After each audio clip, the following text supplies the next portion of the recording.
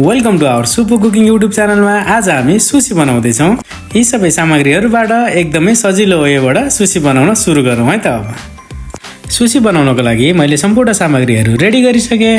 सुसी rice, crab stick, tuna fish, tobiko, ginger pickle, wasabi paste, fried गरेर राखेको shrimp, stick vegetable, chop vegetable, साथै अरू थुप्रै सामग्रीबाट हामी सुसी बनाउँदैछौँ। सबैभन्दा पहिला हामी गुनगन माकी बनाउँदैछौँ। गुनगन माकी बनाउनको लागि सबैभन्दा पहिला हामीलाई चाहिन्छ नोरी। नोरीलाई चाहिँ हामीले भिडियोमा देखाए जस्तै गरी कटिङ गर्ने। सुसी बनाउँदा चाहिने सम्पूर्ण सामग्रीहरू हजुरहरूले जापानिज मार्केटमा पाउन सक्नुहुन्छ। यसरी नोरी कटिङ गरिसकेपछि अब हामीले हातमा थोरै पानी लगाएर 18 देखि 20 ग्राम जति राइस लिने।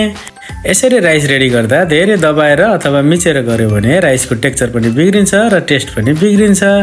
गुनगन माकीको लागि राइस पनि रेडी भइसकेको छ। अब हामीले भिडियोमा देखाए जस्तै गरी राइसलाई नोरीले कभर गर्ने।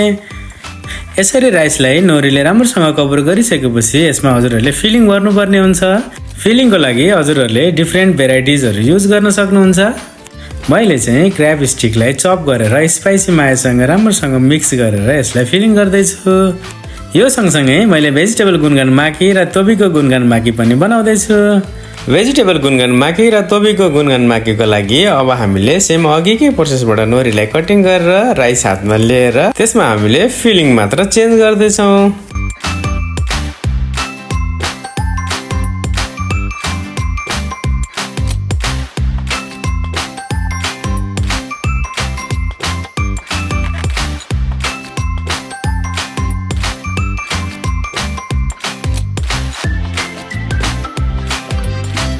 गुनगन माकी रोल पनि हाम्रो रेडी भइसकेको छ। ल हेर्नुहोस् त कस्तो राम्रो देखिएको।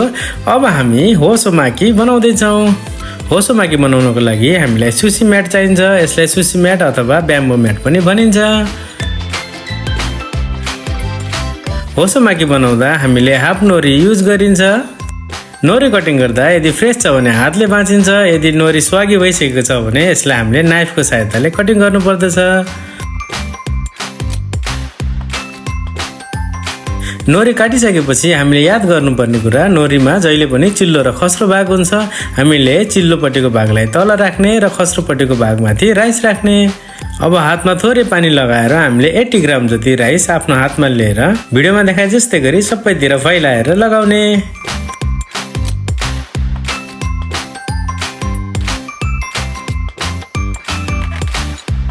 यसरी राइस राख्दा एक साइडमा फुल राइस लगाउने र अर्को साइडमा 1 इन्च जति हामीले छोड्नु पर्दछ। यसो गर्दा हामीलाई रोल गर्दा टाँसिन सजिलो हुन्छ।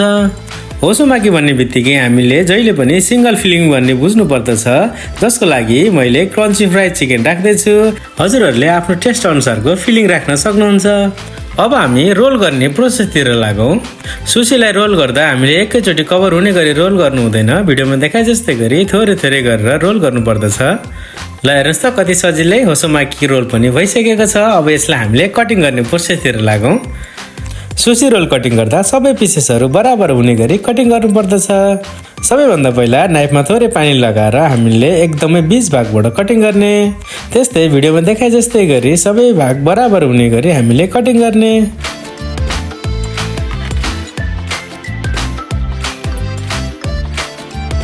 ल हेर्नुहोस् त हाम्रो होसोमाकी रोल पनि रेडी भइसकेको छ। अब हामी सबैभन्दा ठुलो सुसी बनाउँदैछौँ जसको नाम चाहिँ फुटोमाकी रहेको छ। फुटोमाकीको लागि हामीलाई फुल नोरीको आवश्यकता पर्दछ। अब फेरि अघिको जस्तै हातमा थोरै पानी लगाएर हामीले 100 ग्राम जति राइस लिने।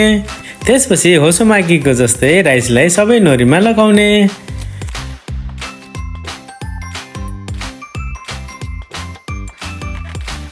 नोरीमा राइस राखिसकेपछि फुटोमाकीको लागि मैले फिलिङ रेडी गर्दैछु। अब हजुरहरूलाई के मनपर्छ अनि हजुरहरूसँग के अभाइलेबल छ त्यही राखेर यसलाई रोल गर्न सक्नुहुन्छ। फुटोमाकी रोल अलि ठुलो हुने भएकोले यसमा डिफ्रेन्ट भेराइटिजहरू राख्न सकिन्छ। मैले यसमा lettuce, carrot stick, cucumber stick, spring onion साथसाथै टेम्पुरा सिरिम्स पनि राख्दैछु। यसलाई अझै मिठो बनाउनको लागि मैले क्र्याब स्टिक पनि राख्दैछु। यसरी आफूलाई मनपर्ने सबै सामग्री राखिसकेपछि अब हामीले यसलाई रोल गर्नतिर लागौँ। रोल गर्दा अघि हामीले होसोमाकी बनाएको जस्तै एकैचोटि सबै रोल नगर्ने, किनभने यो अझै ठुलो हुन्छ। यसलाई थोरै थोरै भिडियोमा देखाए जस्तै गरी रोल गर्ने।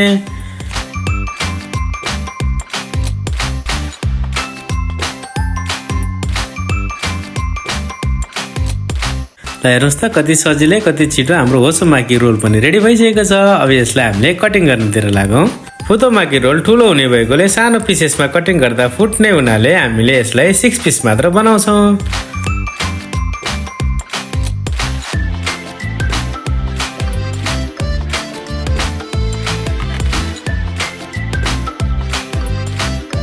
ल हेर्नुहोस् त हाम्रो फुटोमाकी रोल पनि रेडी भयो। अब हामी उरामाकी रोल बनाउँदैछौँ। योभन्दा अगाडि हामीले होसोमाकी र फुटोमाकी बनायौँ। होसोमाकी र फुटोमाकीमा राइसलाई भित्र राखेर नोरीको भाग बाहिर देखिने गरी रोल गरिन्थ्यो भने उरामाकीमा नोरीको भाग भित्र र बाहिर राइस देखिने गरी रोल गरिन्छ। आज मैले 2 थरीको उरामाकी बनाउँदैछु। फर्स्टमा मैले एभोकाडो र टुना फिस अन द टप र अर्को sesame seed on the top. अनि भित्र फिलिङको लागि मैले टेम्पुरा श्रिम्प्स, क्रैब स्टिक र भेजिटेबल राखेर बनाउँदैछु। हजुरहरूसँग के अभाइलेबल छ त्यो राखेर बनाउन सक्नुहुन्छ। अन द टपको लागि मैले एभोकाडो क्लिन गरेर पनि सकिसकेँ। अब यसलाई मैले कटिङ गर्दैछु। एभोकाडो क्लिन गर्दा हजुरहरूले भिडियोमा देखाए जस्तै गरी स्पुनको सहायताले क्लिन गर्नुभयो भने त्यसको सेप नबिग्रिकन क्लिन हुन्छ र यो एकदमै सफ्ट हुने भएकोले एकदमै सार्प नाइफले एभोकाडोलाई बिस्तारै समातेर कटिङ गर्नुपर्दछ। एभोकाडो कटिङ गरेर पनि सकियो। अब मैले टुना फिसलाई कटिङ गर्दैछु। यस्तो स्मल क्वान्टिटीको टुना फिस हजुरहरूले सुपर मार्केट अथवा जापानिज मार्केटमा पाउन सक्नुहुन्छ। टुना फिसलाई पनि भिडियोमा देखाए जस्तै गरी पातलो स्लाइसमा काटिसकेपछि त्यसको सेप मिलाउनको लागि मैले 2 साइडमै कटिङ गरेको छु। यसरी कटिङ गर्दा उरामाकीको अन द टपमा राख्दा सबैमा एउटै साइज आउँछ। कटिङको सबै काम सकिसकेपछि अब मैले उरामाकी रोल बनाउँदैछु, जसको लागि ब्याम्बो म्याटमा मैले हाफ नोरी लिएर त्यसमा राइस राख्दैछु। राइसको क्वान्टिटी चाहिँ 100 देखि 110 ग्रामसम्म लिन सक्नुहुन्छ। यसरी भिडियोमा देखाए जस्तै गरी नोरीमा राइस लगाइसकेपछि यसलाई हामीले फ्लिप गर्ने। यसरी फ्लिप गरिसकेपछि फिलिङको लागि मैले भेजिटेबल स्टिकहरू सँगै स्पाइसी मायो विथ क्रैब पनि राखेको छु। हजुरहरूलाई मनपर्ने आइटम पनि राख्न सक्नुहुन्छ। यसरी सबैतिर बराबर फिलिङ राखिसकेपछि अब मैले यसलाई रोल गर्दैछु। रोल गर्दा होसोमाकी र फुटोमाकीमा जसरी हामीले रोल गरेका थियौँ त्यही तरिकाबाट नै रोल गर्ने। यसरी रोल गर्दा हामीले एकदमै ध्यान दिनुपर्ने कुराहरू चाहिँ धेरै दबाएर गर्दा भित्रको फिलिङ बाहिर निक्लिन सक्छ र राइसको टेक्सचर पनि बिग्रिन्छ र हामीले बिस्तारै रोल गर्दा सुसीको रोल खुकुलो भएर त्यसको टेक्सचरै बिग्रिन सक्छ। त्यसकारण सुसी रोल गर्दा सबैतिर समानान्तर प्रेस पर्ने गरी र एकदमै ध्यानपूर्वक रोल गर्नुपर्दछ। सुसी रोल गरेर पनि सकिसके। अब यसमा मैले अन द टपको लागि एभोकाडो र टुना फिस राख्दैछु। टपिङको काम सकिसकेपछि यसलाई राम्रो सेप दिनको लागि क्लिन फिल्म र ब्याम्बो म्याटको सहायताले मैले यसलाई फेरि रोल गर्दैछु। यति गरिसकेपछि उरामाकी एकदमै राम्रो सेपमा आइसकेको छ। अब यसलाई मैले कटिङ गर्दैछु।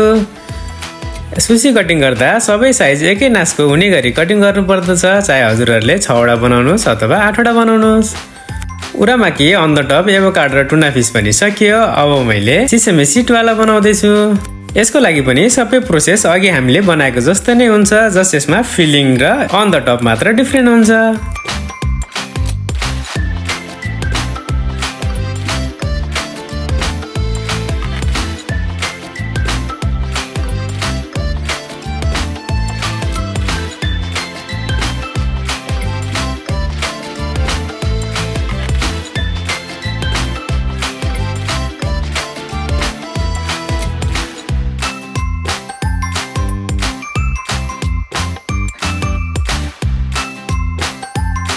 यसरी राइस राखेर फ्लिप गरिसकेपछि मैले यसको फिलिङको लागि टेम्पुरा श्रिम्प्स र भेजिटेबल राखेर यसलाई रोल गर्दैछु। हजुरहरूलाई टेम्पुरा श्रिम्प्सको रेसिपी चाहिन्छ भने तल कमेन्ट गर्नुहोला, म त्यसको रेसिपी पनि हजुरहरूलाई सेयर गर्नेछु।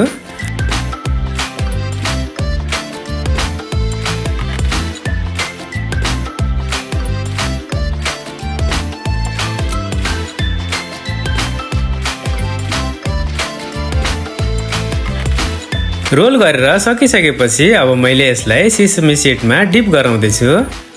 मसँग ब्ल्याक र व्हाइट दुईटै सिसमी सीड भएकोले मैले दुईटै मिक्स गरेको छु। यदि हजुरहरूसँग एउटा मात्र छ भने ब्ल्याक अथवा व्हाइट जुन पनि युज गर्न सक्नुहुन्छ। डिप गरेर सकिसकेपछि मैले यसलाई कटिङ गर्दैछु। कटिङ गर्ने आइडिया मैले अघि नै हजुरहरूलाई भनिसकेको छु। र हेर्नुहोस् त uramaki with tempura shrimps on the top sesame पनि हाम्रो रेडी भइसकेको छ। अब नेक्स्ट मैले निगिरी बनाउँदैछु। निगिरी बनाउँदा सबैभन्दा बेस्ट सालमनको हुन्छ। मसँग चाहिँ यहाँ सालमन अभाइलेबल नभएर मैले टुनाकै बनाउँदैछु। यसरी निगिरी बनाउँदा फिसको कटिङ चाहिँ एकदमै प्रपरली हुनुपर्दछ। भिडियोमा देखाए जस्तै गरी हजुरहरूले पनि कटिङ गर्न सक्नुहुन्छ। निगिरी बनाउँदा हामीले नर्मली 15 देखि 20 ग्राम राइस लिने गर्दछौँ, तर हाम्रो फिसको साइज अनुसारले थोरै तलमाथि हुन सक्छ। भिडियोमा देखाए जस्तै गरी औँलाको सहायताले हजुरहरूले निगिरीको साइज निकाल्न सक्नुहुन्छ। यसरी निगिरी बनाउँदा फिस कटिङको साइज एकदमै राम्रो भयो भने हाम्रो निगिरी पनि त्यसै राम्रो हुन्छ।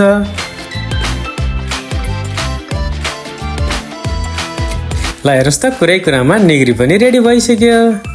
अब मैले क्र्याप स्टिक राखेर पनि निगिरी बनाउँदैछु। क्र्याप स्टिक राखेर निगिरी बनाउँदा क्र्याप राम्रोसँग नअडिने भएको हुनाले हामीले नोरीको भागलाई सानो कटिङ गरेर त्यसमा भिडियोमा देखाए जस्तै गरी कभर गर्ने। क्र्याप निगिरी र टुना निगिरी बनाइसकेपछि अब पालो तेमारी सुसी अथवा सुसी राइस बलको। यो सुसी राइस बल बनाउन एकदमै सजिलो छ। हामीले सुसी बनाउनको लागि रेडी गरेको सुसी राइसलाई क्लिन फिल्मको सहायताले केही गार्निसहरू राखेर भिडियोमा देखाए जस्तै गरी एउटा बल बनाउने। मैले स्ट्रबेरी र सिस्मी सिड राखेर बल बनाएको छु। हजुरहरूले अरू कुनै फ्रुट्स, भेजिटेबल, फिस राखेर पनि बनाउन सक्नुहुन्छ। ल हेर्नुहोस् त, कति सजिलो स्ट्रबेरी सुसी राइस बल पनि रेडी भइसकेको छ। अब मैले सिस्मी सिडवाला राइस बल बनाउँदैछु। राइस बल बनाइसकेपछि आजको मेरो सुसी प्ल्याटर पनि रेडी भइसकेको छ। म हजुरहरूलाई देखाउँछु है त आज मैले बनाएको सुसी प्ल्याटर। हामीले सुसी सर्भ गर्दा जहिले पनि ओसाबी पेस्ट र जिन्जर पिकर चाहिँ कहिले पनि छुटाउनु हुँदैन। अरू बाँकी ससहरूको बारेमा पनि हजुरहरूलाई केही जान्न मन लाग्छ भने मलाई कमेन्ट गर्नुहोला। हजुरहरूको रिकमेन्ड अनुसारको भिडियो बनाउने छु। भिडियो पुरा हेरिदिनु भएकोमा यहाँहरूलाई धेरै धेरै धन्यवाद। अनि कस्तो लाग्यो त आजको भिडियो कमेन्ट फिडब्याक दिनु होला। अनि यस्तै भिडियो हेर्नको लागि सुपो कुकिङ युट्युब च्यानललाई सब्सक्राइब गर्नुहोला। Thank you for watching.